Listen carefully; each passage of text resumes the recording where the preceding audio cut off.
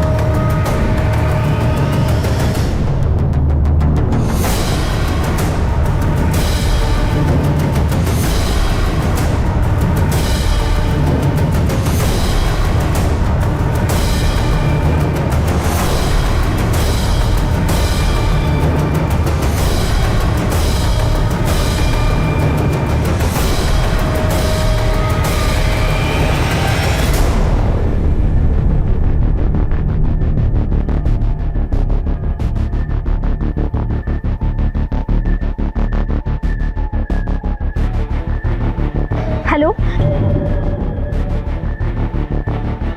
Sir, मैं Shivaji Nagar station के बाहर से बोल रही हूँ। सर, यहाँ पे रेल की पटरी पे एक लड़की आत्महत्या करने आई है। सर आप प्लीज़ सर जल्दी आ जाइए सर आप।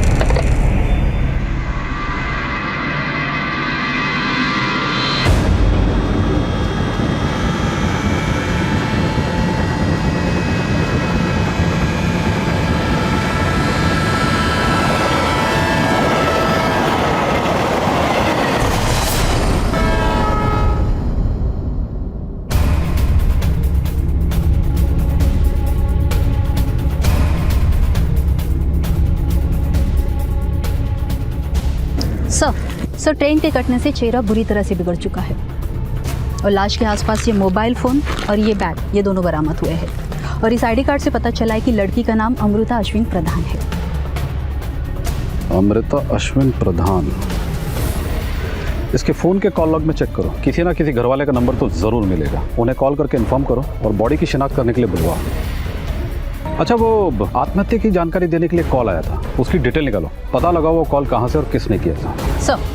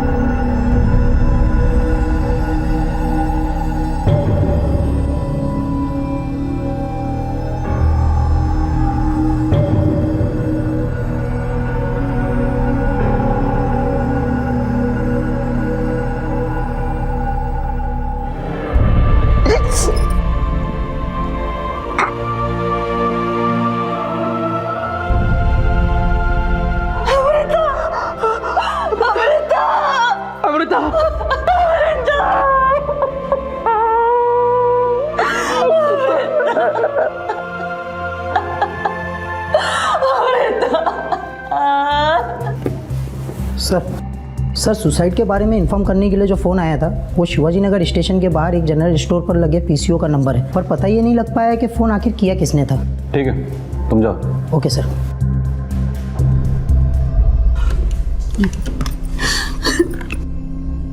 बस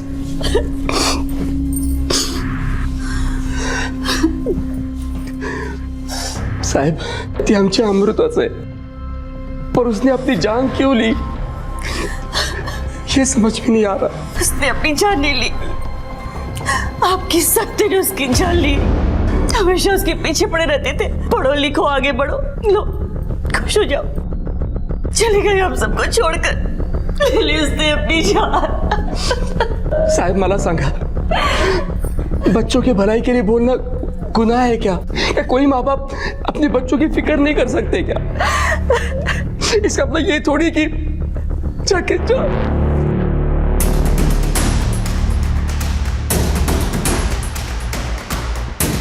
सर, मुझे लगता है कि ये सुसाइड केस ही है। हाँ, लड़की ने माँ बाप के प्रेशर में तंग आकर जान दे दी होगी। अक्सर इस तरह के केस आते रहते हैं जहाँ माँ बाप अपने बच्चों पर सपने थोपने लगते हैं और बच्चे तनावग्रस्त होकर जान देने पर मजबूर हो जाते हैं। अमृता जो अपनी मौत का स्वांग रच रही थी, उसे आत्महत्या साबित करके दुनिया की नजरों से ओझल हो जाना चाहती थी, पर क्यों कर रही थी वो ऐसा? और कौन था वो शख्स जो इस पाखंड में उसकी सहायता कर रहा था? ऐसा करने के पीछे उसकी मंशा क्या थी? अमृता के इस स्वांग के पीछे मंसूबे कुछ और ही थे जो इस षड्यंत्र के राजदार थे। क्या उस पर कोई पारिवारिक दबाव था जिससे वो बचना चाहती थी, या फिर ये किसी आपराधिक गतिविधि की एक शुरुआत थी? और जिस लड़की को उसने अपने कपड़े पहनाए थे, क्या उसकी हत्या भी उसी ने की थी? कहानी यहाँ से खत्म नहीं, शुरू हुई थी। 6 महीने बाद मुंबई पुलिस को भी कुछ ऐसा मिला था जो ये साबित करता था कि पुणे में जो हुआ था वो इसी कहानी का एक हिस्सा था।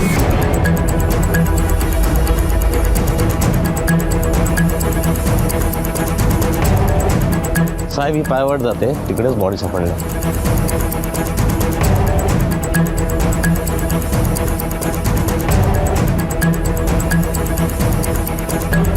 सर ये देखिए।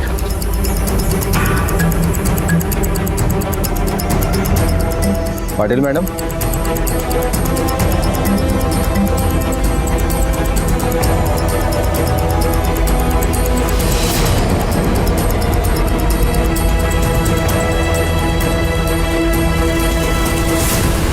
पुणे पुलिस ने जिस अमृता को 6 महीने पहले मृत घोषित कर दिया था, वो आज फिर मुंबई के सांता क्रूज हाईवे पर मृत पाई गई। अगर ये अमृता थी तो फिर मोहिनी और अश्विन ने उस लड़की को अमृता क्यों माना जो रेल की पटरी पर मृत पाई गई थी?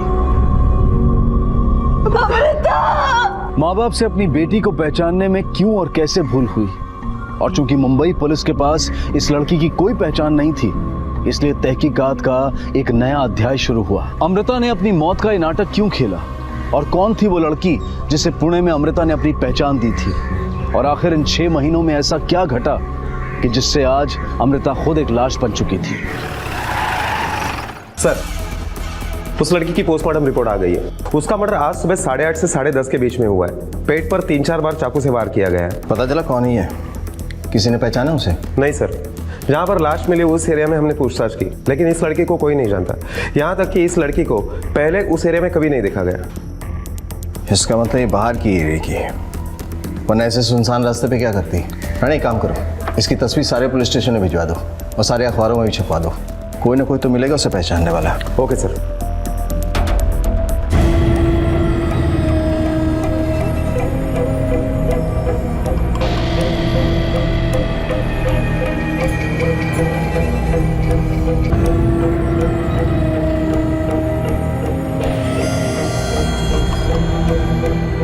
भाई क्या स्पोर्ट ढूंढे है और एक क्वार्टर पीने को दिल कर रहा है भाई। अरे और एक क्वार्टर पिएगा तो तेरी बीबी तेरे को चप्पल से मारेगी। अरे सर भाई, तूने मुझे आवाज सुनी क्या? अरे चूहा होगा। नहीं भाई, मैं देख कर आता हूँ। क्या कर रहा है? रुक, मैं देख कर आता हूँ। अबे काय को टाइम खोटी कर रहा है, चल।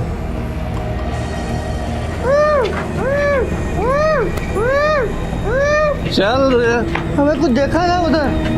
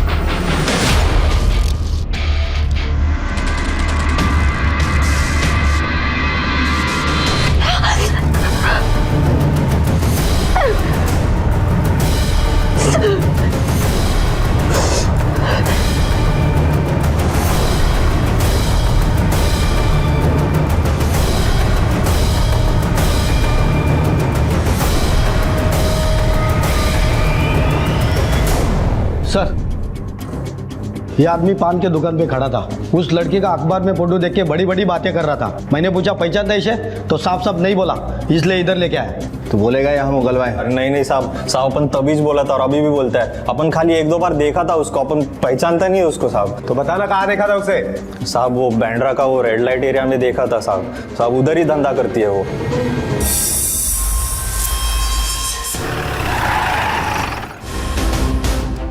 जानते हैं इसे? नहीं। पता था तो यही बोलेगी। बाहर जो तेरी 4 लड़कियां खड़ी है ना, उन्होंने पहचाना है इसे। अब ये मत बोल ये लड़की तेरे पास काम करती थी और तुझे पता भी नहीं। हाँ 3 दिन थी इधर। अमृता नाम था लड़की का। बहुत कोशिश की काम पे लगाने की, लेकिन भाग गई। मेरा सब पैसा पानी में चला गया। मतलब 17 तारीख को 50,000 दे के मैंने उसको खरीदा था। सूरत अच्छी थी, सोच लिया अच्छा कमाएगी, लेकिन बुद्धल भी नहीं मिली और वो भाग गई। और तुझे इतना गुस्सा आया कि तूने उसे मार दिया, वो भी इतने बेरहमी से? नहीं साहब, मारना वरना हम लोग काम नहीं करते। हमने उसे बहुत ढूंढा लेकिन कहीं नहीं मिली। सब मेरा पैसा नल्ली खाते में चला गया। कितनी तारीख को भागी थी यहाँ से? 20 तारीख को। सर, जिस लड़की का मर्डर हुआ है उसका नाम अमृता था और 17 नवंबर से 20 नवंबर की रात तक वो चकले में थी।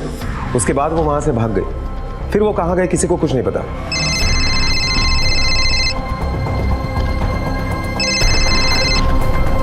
हेलो, हाँ ओके, राणे पुणे निकलना है।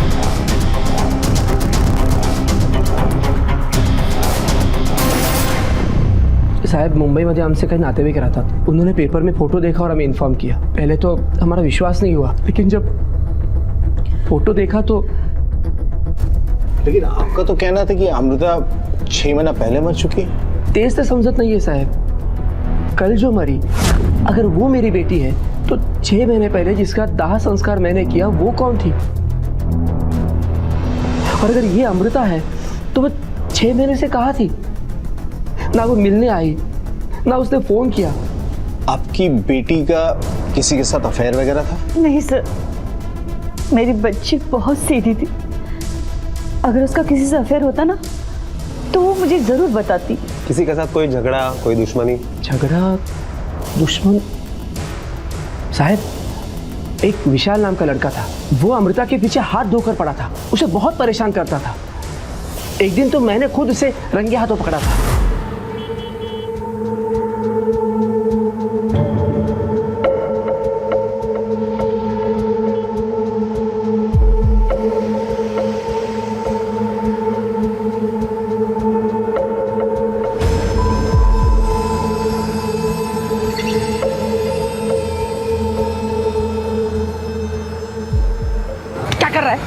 क्या कर रहा है तू? कुछ नहीं, भवानी कहीं का शूटिंग कर रहा है लड़कियों की। देख, झूठ मत बोल, मुझे अमृता ने सब कुछ बताया है। अगर उसके पीछे पड़ेगा, उसके आसपास भी दिखेगा ना, तो मुझसे बुरा कोई नहीं होगा। थप्पड़ मारूंगा तेरे को, भाग। कथा खाई का। उसके बाद अमृता ने विशाल की कभी कंप्लेंट नहीं की। मुझे लगा वो सुधर गया होगा, लेकिन उसके 1 महीने बाद अमृता की डेड। ये दूसरी लड़की को आप लोगों ने अमृता कैसे मान लिया? साहब, उसका चेहरा बहुत बिगड़ गया था, पर उसके कपड़े और उसके चीजों से हमने उसे पहचान लिया। पता नहीं सर, कौन लड़की थी जिसे हम अमृता समझ बैठे।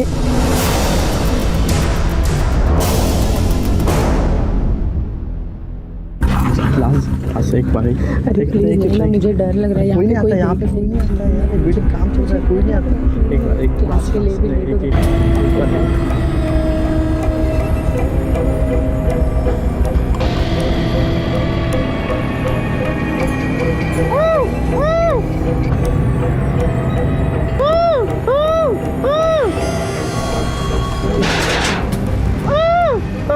कोई आ गया यहाँ पे। कोई नहीं आता यहाँ पे। डर लग रहा है, प्लीज यहाँ पे कोई तो है।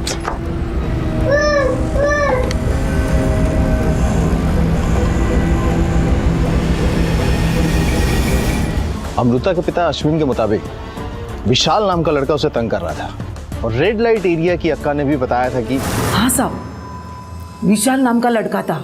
वो लड़की को उसने मेरे पास भेजा था। सर 6 महीने पहले विशाल ने अमृता को प्रपोज किया, अमृता ने मना कर दिया और इसीलिए बदला लेने के लिए विशाल ने अमृता को किडनैप किया और बाद में अक्का को जाकर भेज दिया। राणे, अमृता अक्का को 17 नवंबर को बेची गई थी। सवाल ये उठता है कि 17 मई से 17 नवंबर तक वो कहाँ थी? क्या वो विशाल के साथ थी? विशाल उसे यूज कर रहा था, या वो मुंबई अपनी मर्जी से आ गई थी और बाद में जब विशाल पुणे से मुंबई आया तो उसकी नजर उस पर पड़ी? लेकिन दोनों ही सूरत में इस विशाल तक पहुंचना हमारा बहुत जरूरी है, क्योंकि फिलहाल यही वो एक कड़ी है जो इस केस की छानबीन को आगे बढ़ा सकती है। पुलिस की तमाम कोशिशों के बावजूद भी विशाल के अलावा उनके पास और कोई नहीं था जो इस केस को दिशा दे पाए। इसलिए पुलिस ने विशाल को ढूंढने में दिन रात एक कर दिया। अमृता के कॉलेज के दोस्तों ने पुलिस को यह जानकारी दी कि विशाल कॉलेज की सामने वाली चाय की दुकान पर खड़े होकर अक्सर अमृता को छेड़ता था। पुलिस को चाय की दुकान से विशाल के घर का पता मिला और बिना देर किए पुलिस उस चौल में पहुंची जहां विशाल रहता था।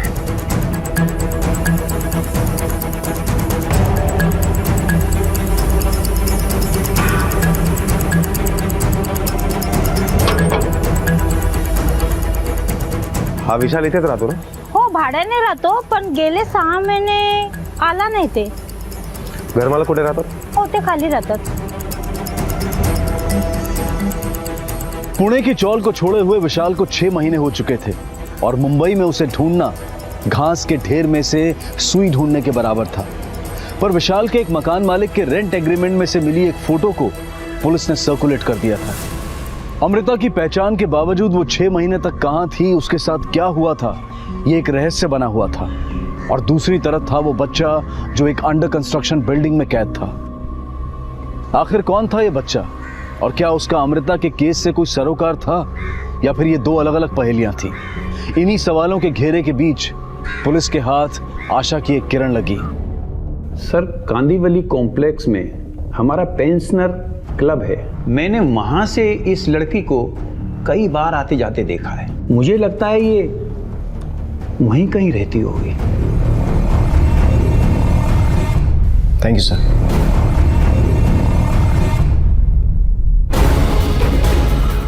इस लड़की को कहीं देखा है? हाँ साहब, ये मैडम को इसी सोसाइटी में देखा था, बी विंग फ्लैट नंबर 403।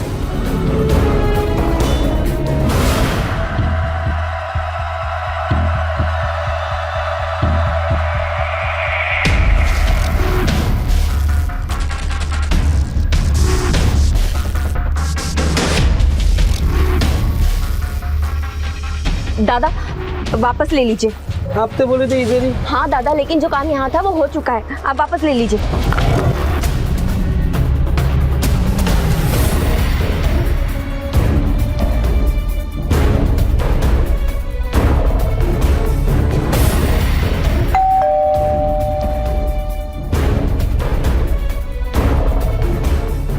जी, किससे मिलना है आपको? आपसे कुछ बात करनी है।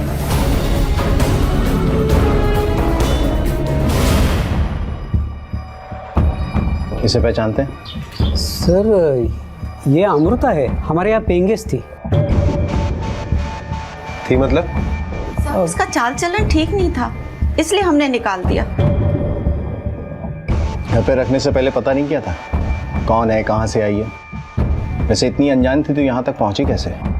सर, हमने पीजी के लिए पेपर में ऐड दिया था, उसे देखकर वो आई थी। और जब आई थी तब शरीफ लग रही थी, और वैसे भी चेहरा देखकर थोड़ी ना पता चलता है कि उसका कैरेक्टर कैसा है। घर देख के तो लग रहा है आप लोग भी पढ़े लिखे हैं, पर क्या इतना नहीं पता किसी अनजान को घर पे रखते तो पुलिस को खबर करते हैं? वैसे अखबार में जो इश्तिहार दिया था वो देख सकता हूँ?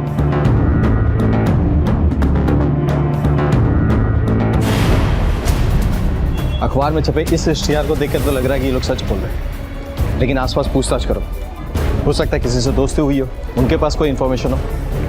और ये भी पता करो कि देशमुख फैमिली के बारे में पड़ोसियों की क्या राय है। Okay sir. देशमुख फैमिली को काफ़ी टाइम से जानते हैं सर, अच्छे लोग हैं, पर लड़की के बारे में कुछ बोल नहीं सकते। आते जाते दिखती थी पर किसी से ज़्यादा बात नहीं करती थी। वो बोलचाल में अच्छी थी, 4 महीने यहाँ रही होगी। मैंने तो कई बार उसे दूसरों की मदद करते हुए देखा है। कुछ ज़्यादा ही मॉडर्न थी वो, और मिडिल क्लास वाले लोगों को तो ये बात हजम होती नहीं है। सर, बहुत लोग तो उसके पीछे पड़े थे, कुछ लोग तो उसको देख के आके सेकते थे। सर जब हमको पता चला कि ये संकेत की गर्लफ्रेंड है तो हम लोग सब पीछे हट गए। ये संकेत कौन है? सर जिनके घर में पीजी में रहती थी उन्हीं का छोटा लड़का है। क्या भाई, कैसे हो? बस भाई बढ़िया। सिगरेट ले अपना, लाइटर ले। Thank you. संकेत देशमुख? सर लड़की बहुत हॉट थी सर, मैं क्या उसके चक्कर में कोई भी गिर जाता सर। मेरा नसीब अच्छा था कि वो मेरे घर रहने आई थी। मैंने उससे पूछा, वो मुझे हाँ बोली, हमारा अफेयर शुरू हो गया। तो मिस्टर कूल, अब कूलली ये भी बता दे कि मारा क्यों उसे? सर मैंने नहीं मारा उसे, बल्कि मुझे ये पता चला कि उसको एक बॉयफ्रेंड है तो मैं हट गया वहाँ से। क्या? और एक बॉयफ्रेंड? हाँ सर, मैं तो अभी अभी बॉयफ्रेंड बना था उसका।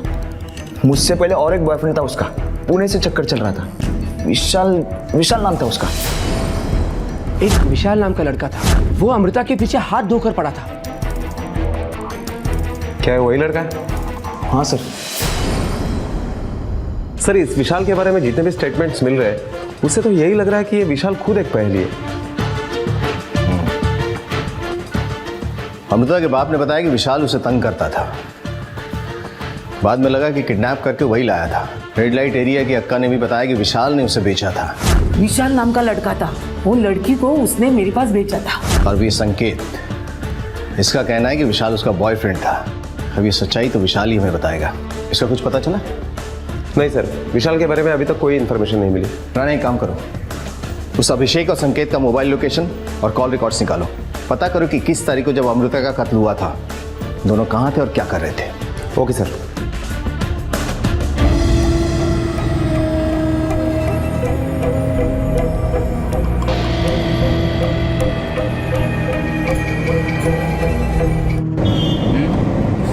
सर अभिषेक और संकेत के कॉल रिकॉर्ड्स आ गए, लेकिन उससे हमारे हाथ कुछ नहीं लगा, क्योंकि 21 तारीख को जिस वक्त अमृता का कत्ल हुआ उस वक्त सांता क्रूज हाईवे तो क्या उसके आसपास भी ये दोनों नहीं थे।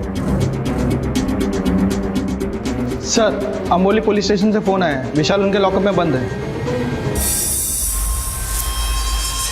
यही है? ये सर, यही है विशाल। कब से बंद है यहाँ? 1 मिनट सर 18 नवंबर से। श्योर? Yes sir. किस जुर्म में? बार में दारू पी के मारपीट कर रहा था और काफ़ी तोड़फोड़ भी की। साहब मैं शादी बनाना चाहता था उससे, पर वो ना की मेरे को। फिर भी मैं ट्राई किया, फिर बाद में पता चला कि सुसाइड की वो। फिर मैं एक बार मुंबई आया तो देखी वो मेरे को, पूरा खुन्नस निकाला उस पर, सोया उसके साथ, फिर जाके उसको वो अक्का के उधर बेच दिया। तेरी बाप की प्रॉपर्टी थी वो जो तूने उसे बेच दिया? खुन्नस में उसके साथ सोया, बेचा, इतना ही नहीं तूने उसे मार भी दिया। नहीं साहब, मैं उसको नहीं मारा, मैं सच कह रहा हूँ साहब। तूने नहीं मारा तो किसने मारा? तेरे अलावा भी किसी के साथ अफेयर था उसका? किसी के साथ झगड़ा हुआ था उसका? साहब ये सब कुछ मेरे को नहीं मालूम, मैं तो अपना काम किया और निकल लिया साहब। तुमने जितनी बात हमें बोली है एक भी झूठी निकली ना तो सोच भी नहीं सकता तेरे साथ क्या होगा। अरे साहब मैं झूठ काहे को बोलूंगा साहब, पहला इधर पड़ा हुआ हूँ, इधर से और किधर जाऊंगा मैं? अब तेरे ऊपर ह्यूमन ट्रैफिकिंग का केस लगेगा, तब तेरे को समझ में आएगा तू कहां जाएगा। पुलिस रिकॉर्ड के मुताबिक विशाली 18 नवंबर से बंद है, तो ये तो पॉसिबल ही नहीं है कि उसने खून किया होगा। अभिषेक और संकेत के खिलाफ भी हमारे पास कोई सबूत नहीं है। अगर ये तीनों नहीं है जिसने अमृता को मारा तो वो कौन है? उसने क्यों मारा उसे?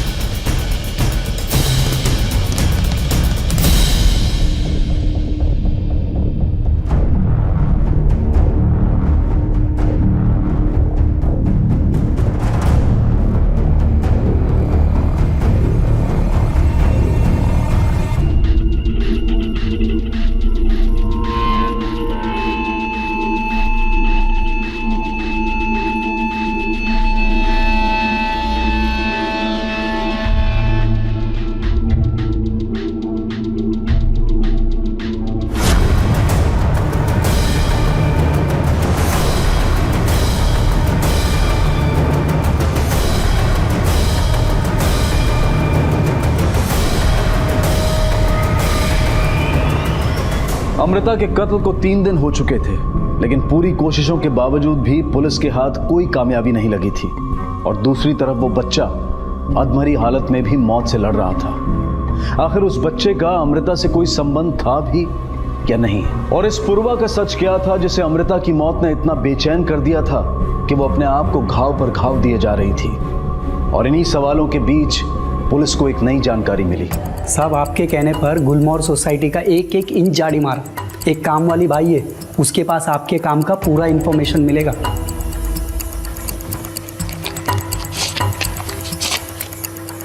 जा भी राणे। Okay sir. साहब, मैं गुलमोहर सोसाइटी में घर काम करती है। कुछ महीना भर पहले मैंने संकेत भाऊ और वो लड़की को सोसाइटी में देखी। निकल जा अभी क्या भी, इस सोसाइटी में फिर से नहीं दिखनी चाहिए तू। और नहीं निकलूं तो क्या कर लेगा? जान से मार दूंगा तुझे, समझी? तेरे मुंह पे बोल रही नहीं जाऊंगी, कर ले जो करना है, दिखा मार के। नीच भैंसान फरामोश, काट के फेंक दूंगा तुम्हें, किसी को पता भी नहीं चलेगा कहाँ फेंक दिया। एक बार बोल दिया ना नहीं जाऊंगी, दिखा अपनी मर्दांगी, जो करना है कर ले। हाँ दिखा। तो क्या उसके बाद वो घर छोड़ के चली गई? नहीं साहब, वो तो उधर आराम से रही। साहब, ये देशमुख लोग का नाटक मुझे कुछ समझ में नहीं आया साहब। अब मैं इतने साल से उनके घर काम की, लेकिन मुझे कभी दिवाली की बख्शिश नहीं दी साहब उन्होंने। और वो लड़की को इतने दिनों से बिठा के वो मुफ्त में खिला रहे थे। मेरे को शक हुआ, इसलिए मैंने सोचा आपको बोल दूं। मेरा भी कुछ फर्ज बनता है ना साहब। अच्छा, फर्ज या बदला? ठीक है, तुम जा सकती हो। जी साहब।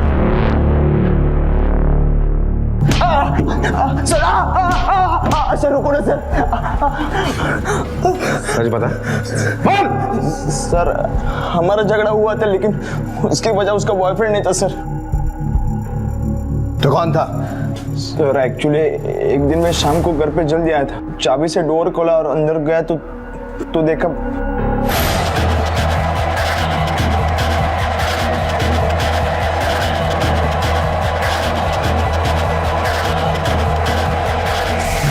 धोखे और जलेसी की वजह से तूने उसे मार दिया?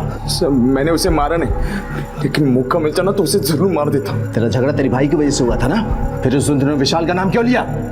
क्यों बोला कि वो उसका बॉयफ्रेंड है? सर एक्चुअली भाई का नाम लेता तो फैमिली का नाम बदनाम हो जाता ना सना। सर लेकिन अमृता ने खुद उसके बारे में बताया था मुझे। मैंने उनको एक दो बार साथ में भी देखा है सर। बस इसी का फायदा उठाने की कोशिश की मैंने। छोड़ रहा हूं अभी, लेकिन शहर से बाहर मत जाना।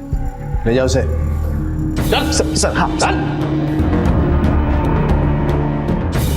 जैसे जैसे अमृता की इंफॉर्मेशन आती जा रही है, बावजूद इसके कि उसने खून किया था, शक बदलता जा रहा है कि वो विक्टिम है। मुझे तो लगता है 6 महीना पहले इसने खुद अपनी मौत का नाटक किया था और यहाँ आके इन दोनों भाइयों को फंसाया। और सवाल ये उठता है कि क्यों फंसाया, मकसद क्या था उसका? सर इसका पता हमें अभिषेक से लग सकता है। नहीं यार, मामला कोर्ट तक पहुंच गया है। इन भाइयों का झगड़ा खत्म ही नहीं होता। पता नहीं काम फिर से कब स्टार्ट हो जाएगा। अब सब क्लाइंट को वापस से झेलना पड़ेगा।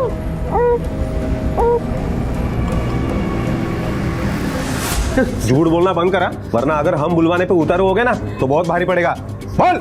साहब इसकी कोई गलती नहीं है, वो लड़की है सीधी के। कभी एक हाथ से ताली बजती देखी है आप लोगों ने? साहब आप सोच नहीं सकते वो कैसी लड़की थी। उसने जानबूझकर इसे फंसाया है, वो आई इसीलिए थी। अच्छा, उस दिन तो आप कह रही थी कि आप उसे पहचानती नहीं है। आपने अखबार में इश्तेहार दिया था इसलिए वो पीजी बन के आई। साहब झूठ बोला था साहब। वो खुद नहीं आई थी, पूर्वा उसे लेकर आई थी। कौन पूर्वा? सर पूर्वा मेरी बीवी है। मतलब थी, अब हम लोग अलग हो चुके हैं।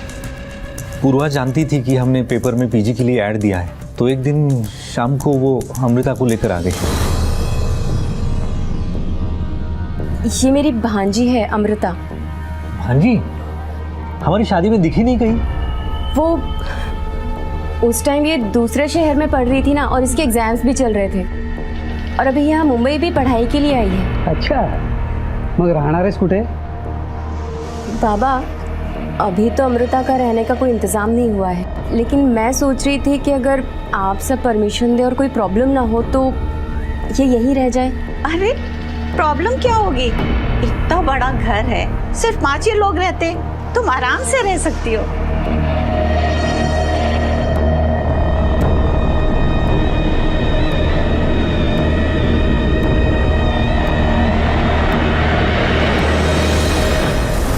की रिश्तेदार है, ये सोचकर हमने उसकी मदद की, घर में रख लिया, पर उसने तो हमारा घर ही बर्बाद कर दिया, मेरे दोनों बेटों की जिंदगी खराब कर दी।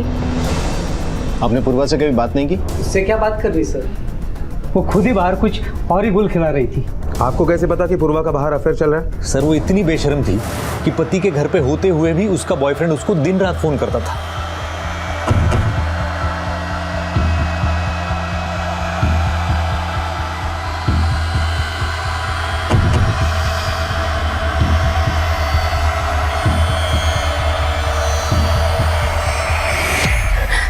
देखो, सुनो मेरी बात और समझने की कोशिश करो। तुम ये जो भी कुछ कर रहे हो ना, इससे तुम्हें कुछ हासिल नहीं होने वाला है। प्लीज मुझे बार बार फोन करके मुझे परेशान मत करो, मेरे हस्बैंड को मुझ पे शक हो जाएगा।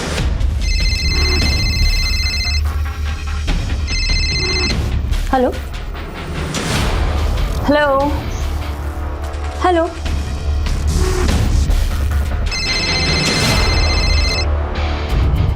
अंधा बहरा समझ रखा है मुझे? पति के सामने किसी और से अय्याशी कर रही हो, बेशर्म कहेगी। कहाँ जा रही? उसके पीछे पीछे भागती हो, मैं भी तो हूँ यहाँ। वो तुम्हारी परवाह नहीं करती तो क्या हुआ? मैं तो करती हूँ ना, लेकिन तुम हो कि मुझे देखते तक नहीं।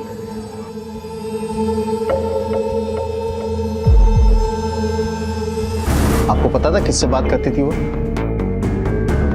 सर एक विशाल नाम का आदमी था।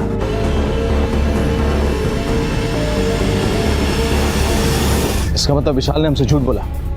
अमृता को यूज करने और बेचने के अलावा भी उसके पास इंफॉर्मेशन थी। वो जानता था कि अमृता कहाँ है और क्या कर रही है।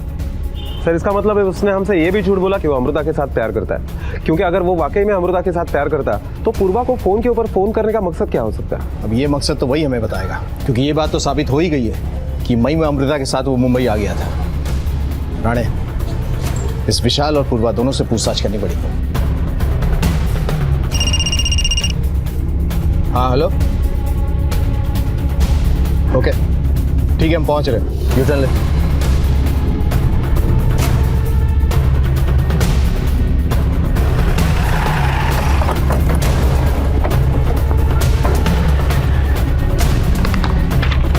सर, ये बच्चा 8 दिन पहले कांदोली के सीबीएसई स्कूल से किडनैप हुआ है और इस केस के लिए पुलिस को एक लड़की की तलाश है और ये रहा वो लड़की का स्केच। और सर ये स्केच अमृता के चेहरे से मैच करता है। सर लेकिन अमृता किसी बच्चे को किडनैप क्यों करेगी? इसी बात का तो पता करना है, इसने किडनैप क्यों किया और कहाँ रखा है इसे। सर अगर अमृता ने किसी बच्चे को किडनैप किया है तो ये पता लगाना बहुत मुश्किल है, क्योंकि अमृता को मरे हुए 4 दिन हो चुके हैं।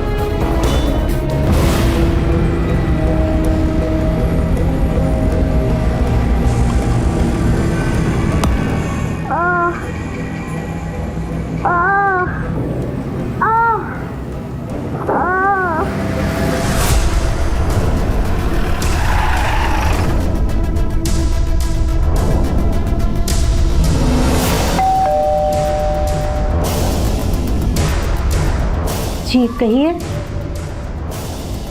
पूर्वा है, बात करनी है उससे। जी वो आई? कौन है?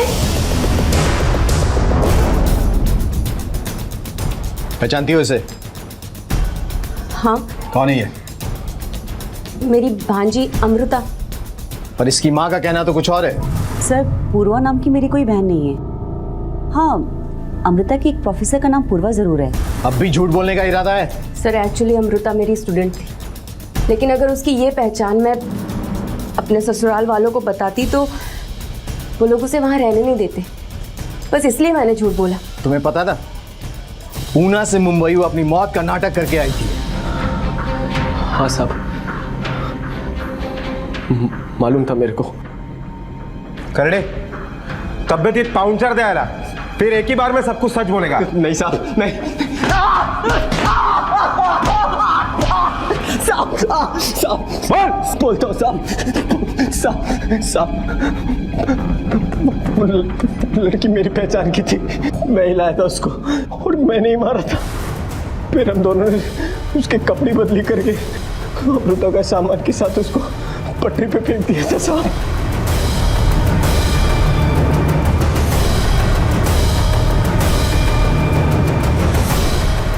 फिर हम दोनों साथ में इधर मुंबई आके साहब। ये सारा प्लान किसका था? वही तो बनाई थी साहब, मैं तो बस उसका साथ दे रहा था। लेकिन अमृता मुंबई क्यों आना चाहती थी? आना नहीं सर, वहाँ से भागना चाहती थी। अमृता का बाप बहुत ही नीच आदमी है, अपनी बेटी के साथ बलात्कार करता था, इसीलिए वहाँ से भाग जाना चाहती थी।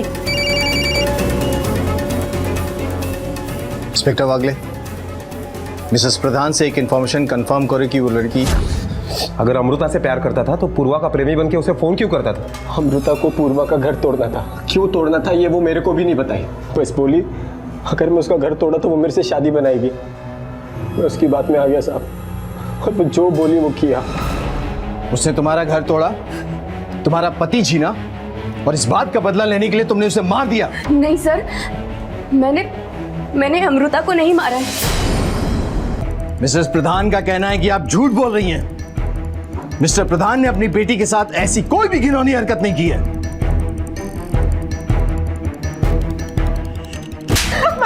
मेरे बेटे को मत मारो, छोड़ दीजिए। तो ठीक है, आप दोनों डिसाइड करें कि सच कौन बोलेगा।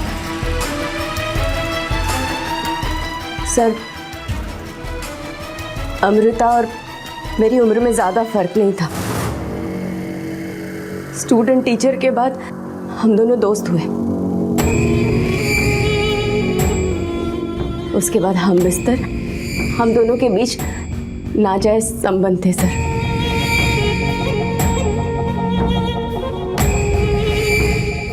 सर हम दोनों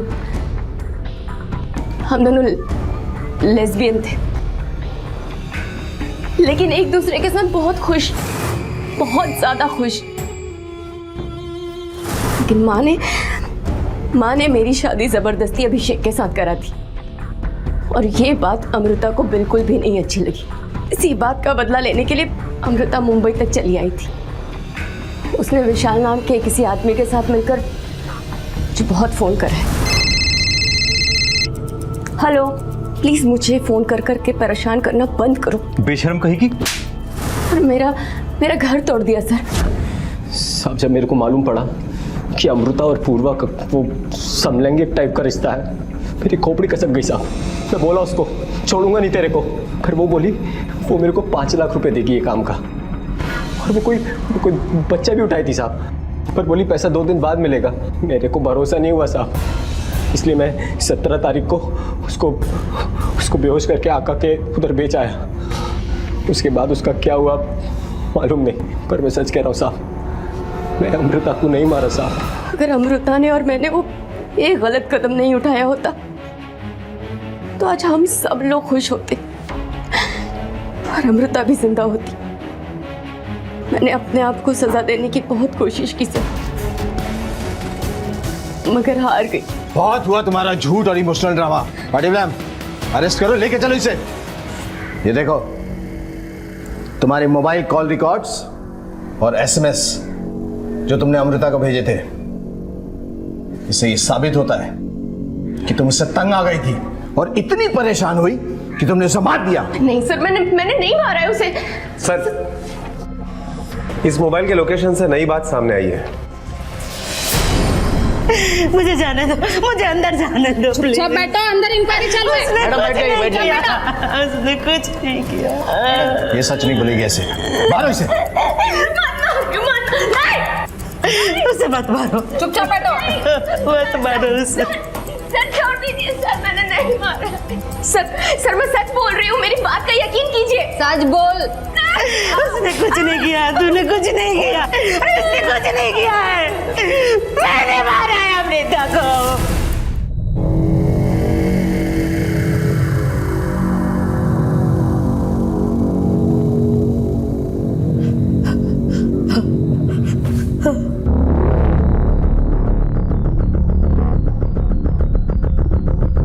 आइए संगीता जी, हमने पूर्वा को मारने का नाटक सिर्फ इसलिए किया कि आप सच बोले।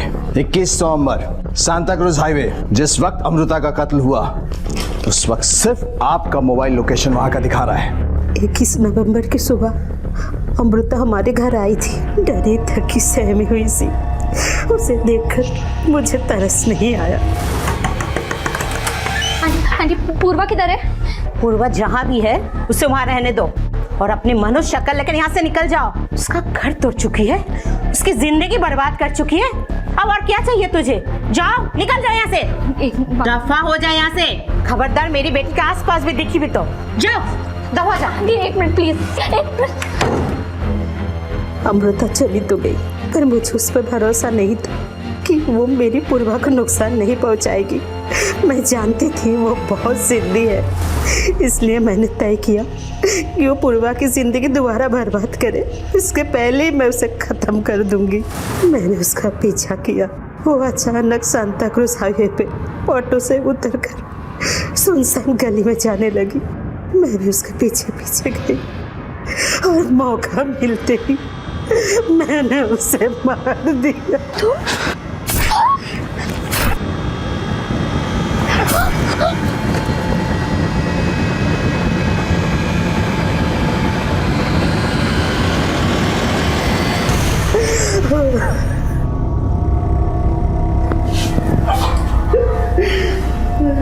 सांता क्रूज हाईवे पे उतर के सुनसान रास्ते पे क्या करने गई थी?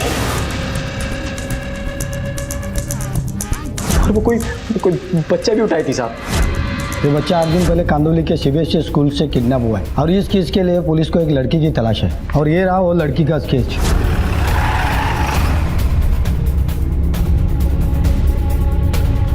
राणे, मर्डर स्पॉट के आसपास की सारी जगह छान मारो, बच्चा यहीं मिलना चाहिए। चलो।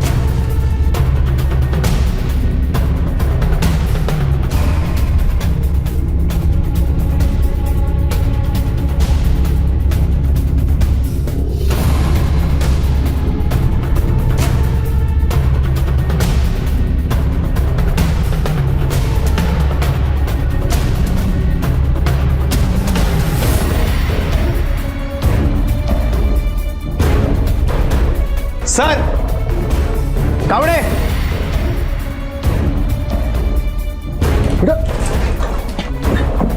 खोलो खोलो। आखिरकार पुलिस ने उस बच्चे को ढूंढ निकाला। इतने दिन भूखे प्यासे रहने की वजह से उसकी हालत बेहद खराब हो चुकी थी, लेकिन खुशी की बात यह थी कि उसे जिंदा बचा लिया गया था। अमृता की आपराधिक सोच का नतीजा बेचारे इस मासूम को भी भुगतना पड़ा। संगीता को अमृता के कत्ल के लिए और विशाल को अमृता को बेचने और अमृता के स्वांग के लिए एक लड़की को मारने के जुर्म में गिरफ्तार किया गया। रिश्तों को नैतिकता और अनैतिकता के तराजू में तोलने का हमें कोई हक नहीं है, क्योंकि अमृता और पूर्वा जैसे लोग भी इसी प्रकृति का एक हिस्सा हैं। जरूरत है समझने की, बदलते समाज के बदलाव को अपनाने की, और अमृता जैसे लोगों को ये समझने की जरूरत है कि गलत कदम से आप कभी भी सही मंजिल नहीं पा सकते। इसी विचार के साथ अब मैं अनूप सोनी आपसे विदा लेता हूं। फिर मुलाकात होगी अगले एपिसोड में एक और चौंका देने वाले केस के साथ। तब तक अपना और अपने परिवार का ख्याल रखें और देखते रहें क्राइम पेट्रोल डायल 100 1 को सीख हम सबको। जय। For more updates, subscribe to our channel, click the show links and enjoy watching the videos.